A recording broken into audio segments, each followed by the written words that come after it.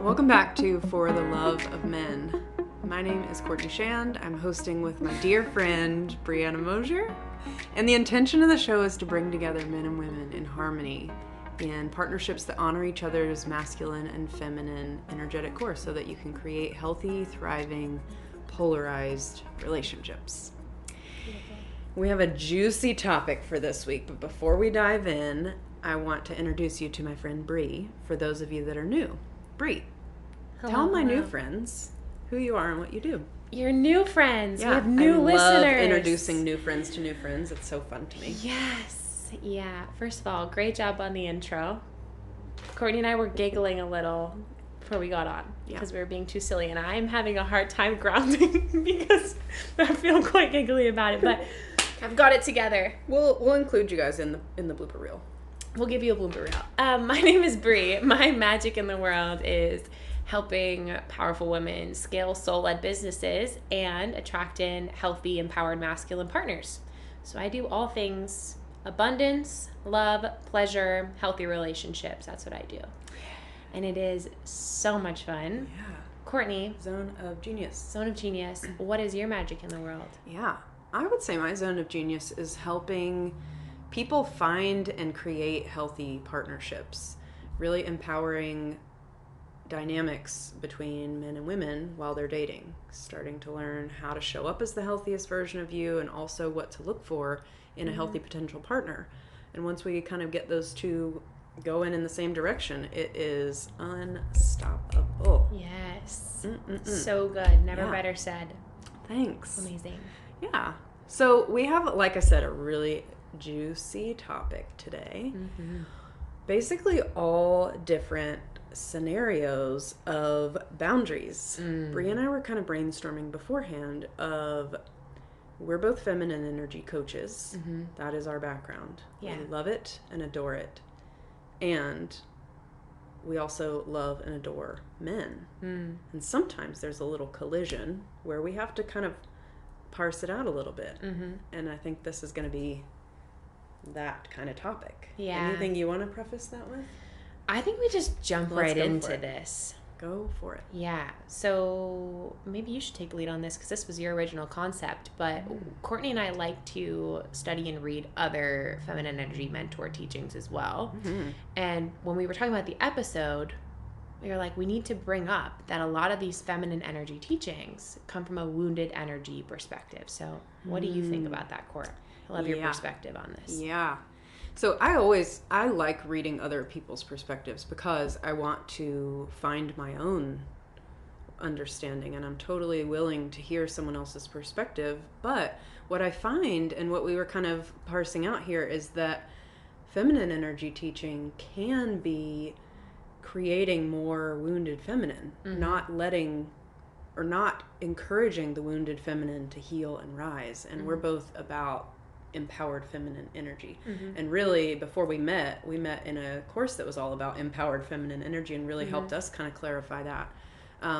But what we find is that when we only see the feminine energy side of things, it actually disintegrates partnership because it doesn't encourage you as the feminine partner to show up in a way that's equally supportive to your masculine partner. There's so much to be said about feminine energy being the warm, receiving, emotional piece of it. And in order to really integrate into the empowered version of yourself, you actually have to work on your own masculine energy being integrated. Yeah. And so from that perspective, it is an entirely different ballgame. We're in a different domain once we get into the empowered version. Yeah. So an example that we came up with was like people pleasing versus integrity. What does integrity mean as a woman? Yeah. It's such an important conversation. We've talked about this on a different episode. To be in your empowered feminine, you have to have your empowered masculine online. We all have masculine and feminine energy. So if we try to be 100% feminine, you're going to have a lot of wounded in there. What we want is healthy masculine, healthy feminine. Even if you're 70% feminine. You've got your 30% EM online, which is the part of you that's setting boundaries and leading and keeping your commitments and has integrity and leads herself. That's required, you know? So we look at these other teachings that maybe, which are great, but they lack the integration piece of like an empowered woman always has empowered masculine energy. So this conversation of people pleasing versus integrity, where's the best place to start with this? When we talk about setting boundaries, this is part of the empowered feminine. Make no mistake, empowered feminine energy has boundaries, standards. She keeps her commitment. She has integrity, right? Sometimes, I had this come up with a client recently who said that they had committed to going to some event, and the day came and they were like, I just don't really feel like going anymore. I said I would go, and I know they're counting on me, but I don't feel like going anymore, and I feel like I'm people-pleasing by going. And I said to her, are you people-pleasing, or are you just a woman of integrity, and this is uncomfortable because you're breaking your commitment? And she was like, yeah. Ooh. Right. So the thing is, sometimes we can make excuses for our wounded feminine coming up when the reality is if you value integrity, you're going to keep those commitments, you know? And if you value integrity in a partner, that might be something that you need to look at in yourself as well. Yeah. Because your partner is not going to put up with you flaking all the time either. This is something that my partner and I have had to talk about of like, when is it okay to change the plan? Yeah. You know, how much flexibility do we want in our partnership, and when is that appropriate? And we'll talk about that a little bit more too. But I think it's important to really clarify that the feminine version of integrity is moment by moment. And that doesn't excuse you from following through with commitments you made previously. Yes. Say it again. The feminine what is moment by moment. The feminine version of integrity is moment by moment. You speaking your truth in any given moment is you being in your most integrous form of the feminine. However, to be the empowered version of the feminine, your masculine is also going to be there supporting you in following through with and being a container for the things that you have said in that moment you would do. Right. So it doesn't excuse you from following through on the things that you have committed to. And this is something that's kind of tricky because when we as women, to speak your truth, something that we have, well, I'll say for myself, have experience with is being honest and then having your feet held to the fire and burned. And then you're like, oh, I don't want to say it out loud yet until I'm ready. Yeah. And that is part of it, is learning to deal with the repercussions of what you say. And really being an empowered feminine energy woman is having enough masculine energy to support you, win, lose, or draw, that you're going to be able to handle what happens from that moment of truth telling. Right. And I love the way you said it, that this doesn't excuse you from keeping your commitments. The same thing can happen in business. So all of my private clients are entrepreneurs wanting to scale businesses, and we talk about pricing a lot. And sometimes somebody will get the example I was telling Courtney was, you might sell a program for, let's say, $1,000 and get halfway through teaching it and feel like, wow, this is a lot more work than I expected. You don't get to, at that point, change the price of the program. Like, people have already paid you. You've made a commitment. You can't be like, hey, guys, I realized you're all a lot more difficult than I thought. You need to pay me more money. But no, we have to keep our integrity, especially as business women. And so really it's a question of, am I willing to deal with the repercussions? Should I change the commitment? And what are my boundaries around that? How much do I value my integrity, right? For me, it's quite painful to take my word back, unless, again, we all have our own boundaries around when we're willing to do it. But if I make a commitment and then I feel ill, non-negotiable, I'm not going to go. But if I feel like I just don't want to and I'm being kind of lazy, then I look at, how much do I value my relationship with this person? How is this going to be a withdrawal from that relationship? Is it going to hurt the dynamic if I don't show up for them? Am I okay with them feeling like they maybe can't count on me? You know, not from a place of taking on their feelings, but I value this person in this dynamic. Do I want to keep it healthy? And then what can I do? You know? Courtney said to me once early in our friendship, or maybe it was recently, I was talking to her about something, and she said, well, to have a good friend, you have to be a good friend. Because I was telling her how much I love her. I was like, you're such a good friend. She's like, well, to have a good friend, you have to be a good friend. And I think about this all the time. If you're going to break a commitment continuously, over and over again, right? We're not really being good friends. And so how can we expect our friends to be good friends to us? Treat other people the way we want to be treated is kind of the thing. So how much do you value integrity? Ooh, this just came to me. Yeah. This is good.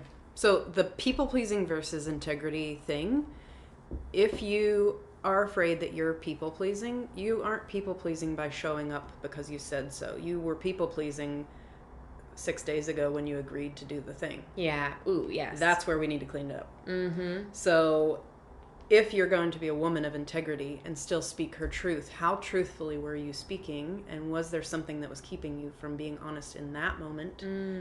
Now, I think, if you said you were going to do it, now that's on the board. Go for it. Yeah. You kind of need to deliver at that point. Yeah. If you pull out now, that is going to leave a lot of people in the lurch. And that is typically an indication of wounded feminine, whether it's a man or a woman. That kind of flaky, wishy-washy-ness is going to be very difficult to build anything with. Mm-hmm. It's going to be a turnoff to empowered partners because they can't depend on you. They can't put any weight on you. Yeah. You're going to slip. You're going to slip away. Yes. So yeah, I think the people-pleasing is actually such a good thing to look at, but you're looking at it in the wrong moment. That is so to clean it true. Up. Mm-hmm. Right. When they're asking you to do the thing, it's like being really open and honest then about what you can actually commit to, which might mean I can't say yes yet, but I'll sit with it and I'll get back to you by Wednesday. And then on Wednesday, you follow up. Yep. Yeah. Oh, such a good point. Yeah. And if that's something that is a pattern for you, and this is something that I've had to work on and still work on because it's difficult to not get hyped up in the moment and be like, yeah, I can do all the things. And then realize, oh crap, I'm not. Yeah. I'm overextending myself. If you're consistently overextending yourself in that way, you need to have a catchphrase of what Bri said, let me check my calendar, I'm going to get back to you. And then do it. Get back to them and be honest of, hey, actually taking it all into account, I can't do it. Or, hey, I know I said that I might be available for it and I'm not, but give them enough notice, sort of like you would on a date. This is, if a man were to do this, cancel on you the day of, no, we're done. Truly. That's it. Truly. If he were to give you a couple days notice and say, hey, it's been a really hard week, I've got all these things in the air, I'm not able to do it, I want to move it to next Saturday, is that okay with you? That's a very different way of approaching it. Yeah. Even though they're needing to get out of the thing. And this is where we can take a really, a page from empowered men's book. Not as a form of people-pleasing or being, I'm trying to think of the word, buying into the patriarchy. It really is about your integrity as a human. Yeah. And in order to be that empowered feminine energy, you do have to have that support from your empowered masculine energy. So if you're getting the ping intuitively of this feels like icky, and you go to the feminine energy work and they're like, you're people pleasing, that's why it feels icky. They're kind of pointing you in the wrong direction. Just go with the flow, whatever you feel. Yeah. And for a lot of women who are very masculinized, they need to be spending more time in their feminine. Yep. And these teachings don't happen in a vacuum. We can pick and choose based on what we want to be validated in that moment. And to know that about yourself. That is... Of course we want to be validated. And you can validate yourself and choose the harder thing.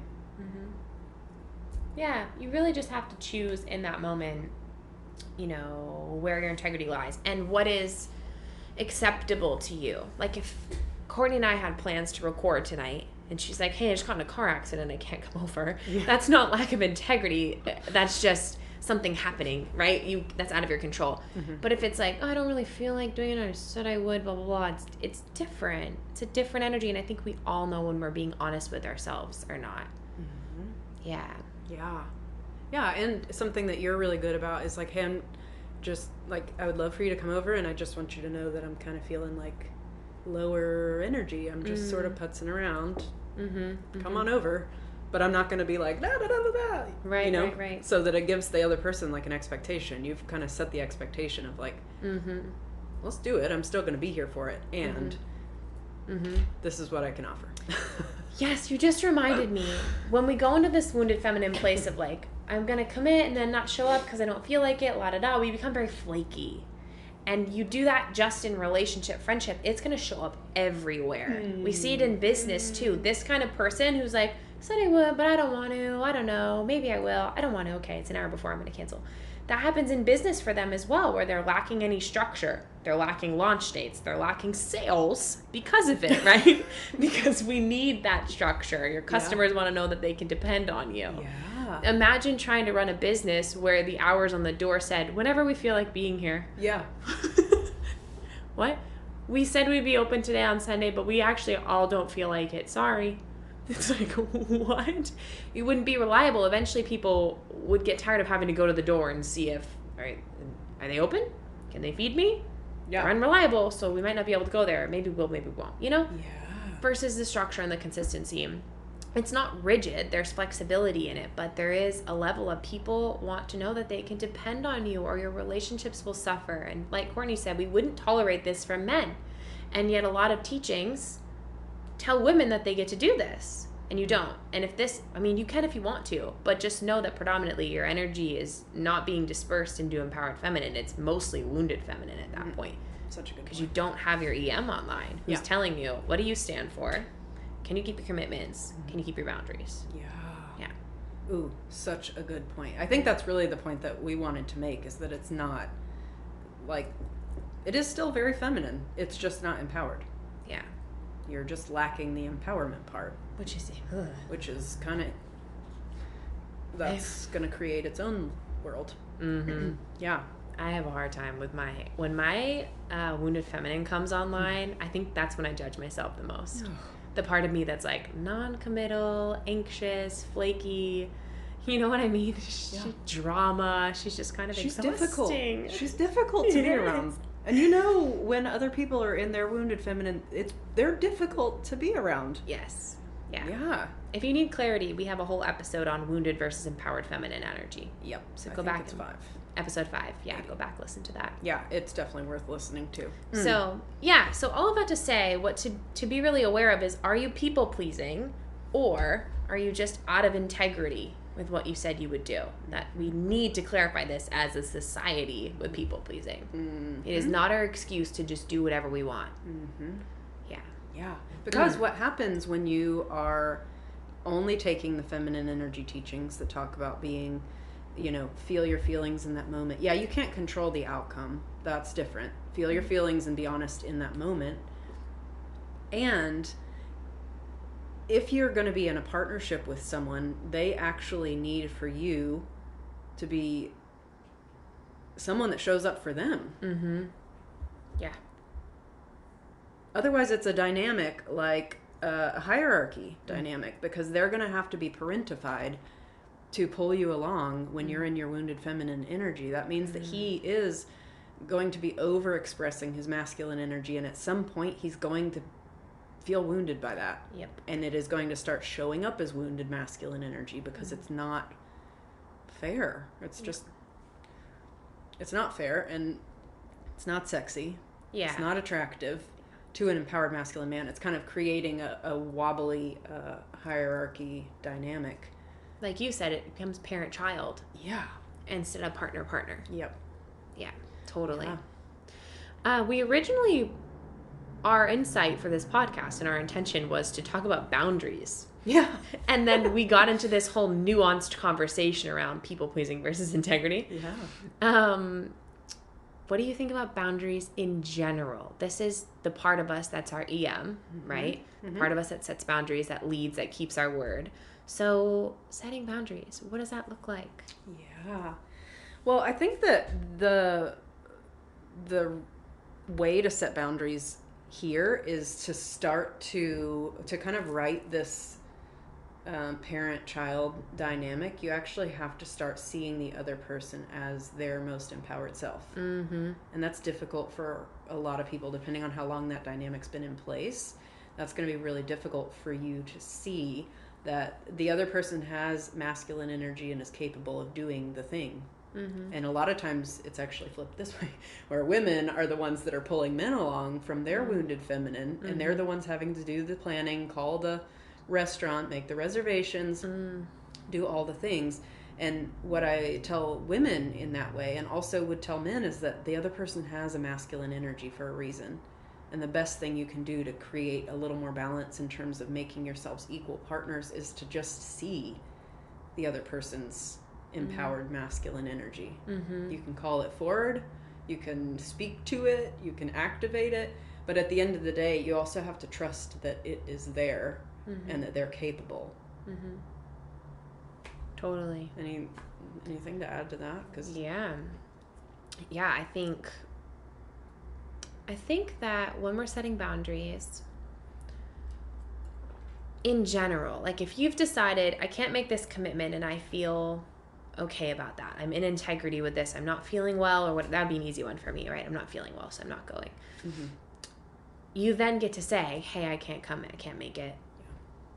And that person's reaction, I mean, we get to feel, what's the best way to say this? We get to feel considerate of their feelings and say that we're sorry that we can't be there, and we can't take it on as their own. If they go into projection around, making you responsible for XYZ things, that's not ours to hold. You can't simultaneously set a boundary and babysit someone's feelings. Ooh, right? Gold. Yeah, you can't. The commitment piece maybe isn't the best example. It would be like if you're telling somebody, if you have a parent figure in your life or a sister figure in your life or brother, whatever, family member, you're telling them, I don't like the nature of this conversation that we've been having, this subject, I don't want to talk about it. It doesn't feel good to me. It makes my body shut down. We can't talk about this anymore. And they get upset. Well, I want to talk about this, and this is important to me, and this is a big thing, and then blah, blah, blah, blah, blah. You've set the boundary, and they're allowed to have their emotional reaction, but it's not yours to hold because you have to take care of number one. Right? That's a better example than the commitment piece, because that can sort of be like, yeah, you did break a commitment. You know what I mean? Yeah. Ooh. Yeah, the boundary is meant to protect you. Yeah, exactly. So that person's emotional reaction to you setting a boundary can't be yours to hold. You can't babysit their feelings. Otherwise, you're going into codependent territory, trying to fix it or change it for them so that they can feel okay. Yeah. That being said, you do get to be responsible to the relationship. Yes. To clean it up if it got messy. When you're both cool and calm and collected. That might be a day later or 2 days later or however long they need to settle themselves. But you do get to be available, I think, for the repercussion of it. Yes. You That's have to be. not fair to the connection to just set a boundary and say, nope, never talking about this again. That's more of a control than a boundary. Right. The boundary is meant to say, I'm uncomfortable with this. I'm going to remove myself. When you calm down, then I'll come back and we can talk about something else. Yep. That's a solid, finished boundary. Yeah. Totally. You're otherwise controlling what they can and can't say based on your discomfort. And there's lots of reasons we can be uncomfortable. And it doesn't mean that you don't set the boundary, but you can't just shut people down because it's something you don't agree with.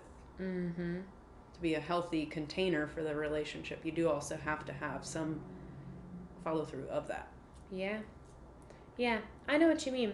Does it make sense how I'm saying that? Yeah. I'm thinking about, I need a better example of this. Or if someone's speaking to you in a certain manner that's uncomfortable or demeaning or condescending, you get to say, it doesn't feel good when you speak to me in this manner, and I won't tolerate it. And when that happens, I'm going to leave and come back when I feel calmed down or whatever. But if it happens again, I'm going to leave because it doesn't feel good in my body.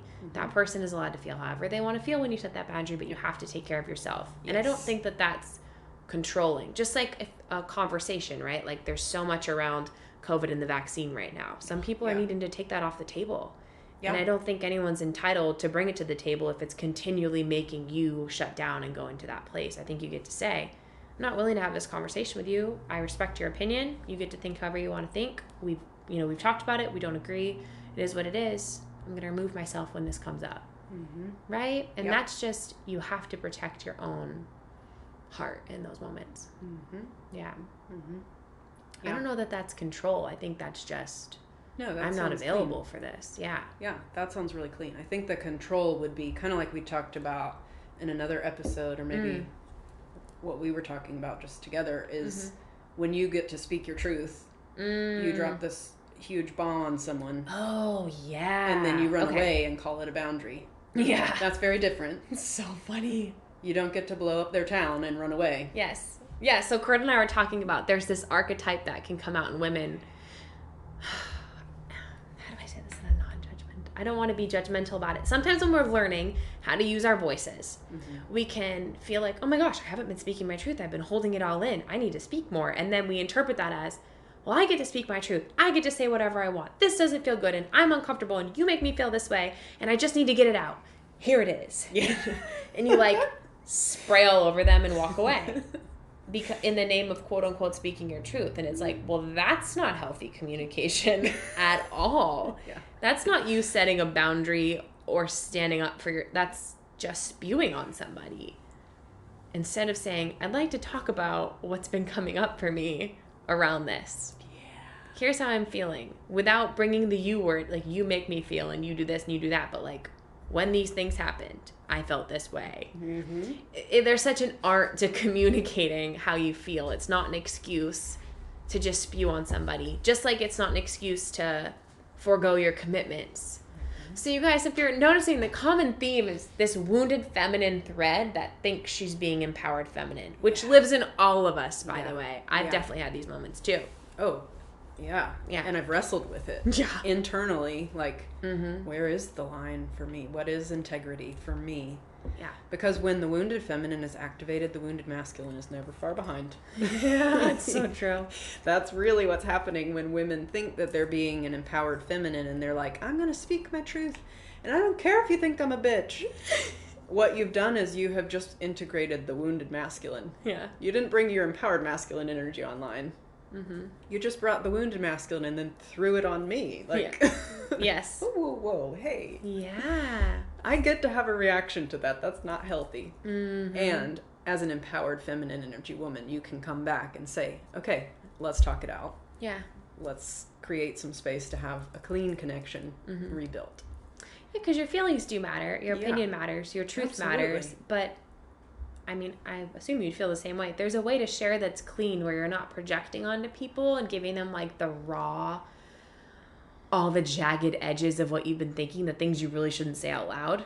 I think it's a lot better to go to somebody grounded or a coach or a mentor and say, spew with them, clean it up, and then go to your partner or relationship person that you're connected to, whatever, Yeah. A lot of times with clients, they'll word vomit. And I'm like, great, word vomit. Let's vomit on the table. Let's sort this out. Yeah. Pick out the pieces you want to take back. This is a gross analogy. But let's pick out the pieces you want and not do that on a date. Right. Do not do it over there. Yes. This is a good spot to do that. You want to take this piece and take it with you. The rest of it needs to stay. Let's clean it up and get rid of it. That's not going to be good for your connection. Yeah, I would agree. I would agree. Yeah. So good. Was there anything else we wanted to share? Well, I like this. When are you willing to deal with, or when is it appropriate to shift the plan? If you were going to shift it, did we? I think we actually kind of covered that. Yeah, if you're going to shift it, I mean, I can move it around in the audio recording. I can shift it, the placement of it, but that's okay. When are you willing to shift the plan? Right. What are your personal boundaries on when you allow yourself to shift the plan? I think another really good one too is when if I know I have nothing left to give that night, I might shift the plan, kind of like you had said. I might be like, I know I said I would go get drinks and dinner, but I'm feeling really low key. Would you like to come here? That's a shifting of the plan for what your energy is available for. But even then, that could be cleaned up with making sure that your energy allocates for being present with that person that night. Ooh, wow. Yeah. Yeah, that would be the most integrous. Had you already made the plan. To plan, to have energy then. Yes, exactly. So good. Yeah, that feels clean to me. Okay, wonderful. They love you. Okay. And they want more. Okay. How do they get it? More. I hang out mostly on Instagram at Building Bri, BRI.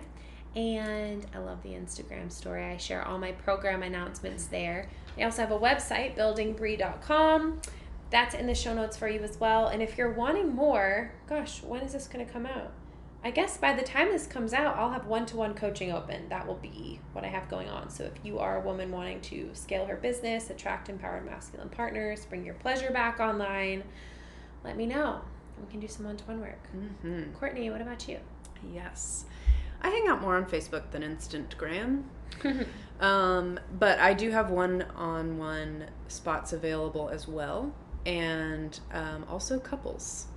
Love it. Love that. I love helping couples clarify the dynamic and clean up the individual pieces of it so that it can function in a more healthy way and that they can deepen the intimacy. That's something I'm really, really passionate about. So dating, I love coaching people in dating, and I also love coaching couples in terms of creating a healthier dynamic once it's already been established. So that's what I have available right now. Amazing. Yeah. We'll have all the links in the show notes for you guys. Thank you for listening. If you love the episode, please send it to somebody that you think would value it. That means the world to us. And we will see you in the next episode.